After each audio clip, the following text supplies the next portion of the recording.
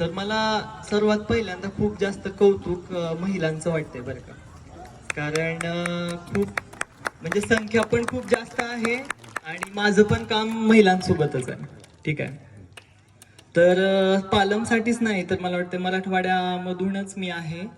पण माझा जन्म गुलबर्गा आणि उस्मानाबादच्या थोडासा बाँड्रीवरचा आहे. एक बेंबळी म्हणून गाव आहे छोटंसं. तिथं मी जन्मलेलो आहे आणि तिथून 10वी पर्यंत माझं जे जिल्हा परिषदचं शिक्षण आहे ते मी कंप्लीट करून पुण्यामधनं मी अर्थशास्त्राची पदवी घेतली. त्यानंतर दिल्लीमधनं मी क्रिमिनल लॉ केलं आणि नंतर अजिम प्रेमजी युनिव्हर्सिटीमधनं मी MA इन डेव्हलपमेंट स्टडीज केलं.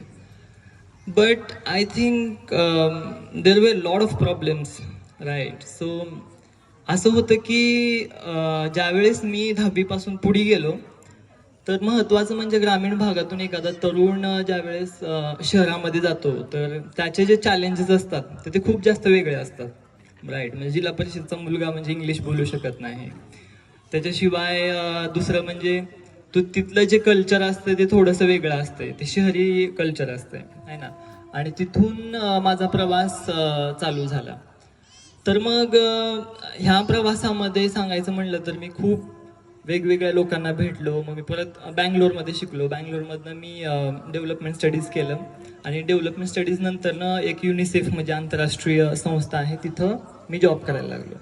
मला सांगायचं होतं की मी इथं बसलो होतो. भूषण माझा खूप चांगला जवळचा मित्र आहे आणि जिल्हा परिषद शाळेचं कौतुक असं आहे की आम्हाला एक शिंदे सर होते आणि शिंदे सर इतकं मारायचे आम्हाला म्हणजे एका हातावरती की तुम्ही काही पण करा पण इंग्लिश शिकायलाच पाहिजे. ठीक आहे. आणि त्यांच्याच ज्या आशीर्वादानं पण आणि प्रेमानं पण माझी इंग्लिश इतकी चांगली झाली की आता मी भारतामधल्या मला वाटते 20 राज्यांमधल्या प्रत्येक CEO पासून BDO पासून तुमचं ग्रामसेवक, तलाठी, रोजगार सेवक, श्रमसेवक तर सर्वांना ट्रेनिंग देतो. ठीक आहे. तर पालममध्ये आमचा हा 50 गावांमध्ये प्रकल्प चालू आहे. हा महिला सक्षमीकरणाचा प्रकल्प आहे. महिला सक्षमीकरण म्हणजे काय? खरं तर म्हणजे मला नाही वाटत की महिला सक्षमीकरण करण्याचं गरज असते, कारण महिला ह्या ऑलरेडी सक्षम असतात. ठीक आहे. तर मग प्रत्येक घरामधून महिला शिकावी, ती संघटित व्हावी, संघर्ष करून पुढे यावी, त्यासाठी हा प्रकल्प आहे. त्याच्याशिवाय असं आहे का की तुम्ही बघा की आता इथं बऱ्याच महिला ज्या असतील जी शेती करणारी असतात किंवा नसतात, पण जी महिला शेतकरीण म्हणजे काय की बाबा त्या महिला शेतकरीला ती ओळख निर्माण व्हावी. म्हणजे शेतकरीण ह्या शब्दातच खूप मोठी पॉवर आहे. म्हणजे शेतातली जी कामं आहेत महिला आणि पुरुष दोघं करतात.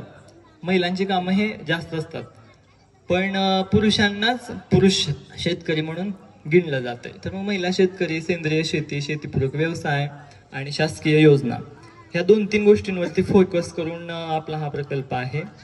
आणि मला खरंच छान वाटतंय तुम्ही हा कार्यक्रम ऑर्गनाईज केलाय. मोठे मोठे पदाधिकारी आलेले आहेत इथं.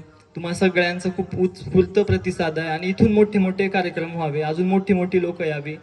आणि ह्या जिल्हा परिषद शाळेचं जसं वारे सरांनी एक नवीनच त्यांचं मॉडेल केलेलं आहे, तर तसं एक प्रकारचं मॉडेल आपल्या इथं असावं, त्यासाठी आमच्याकडनं जेवढी मदत लागेल तेवढी आम्ही करेल.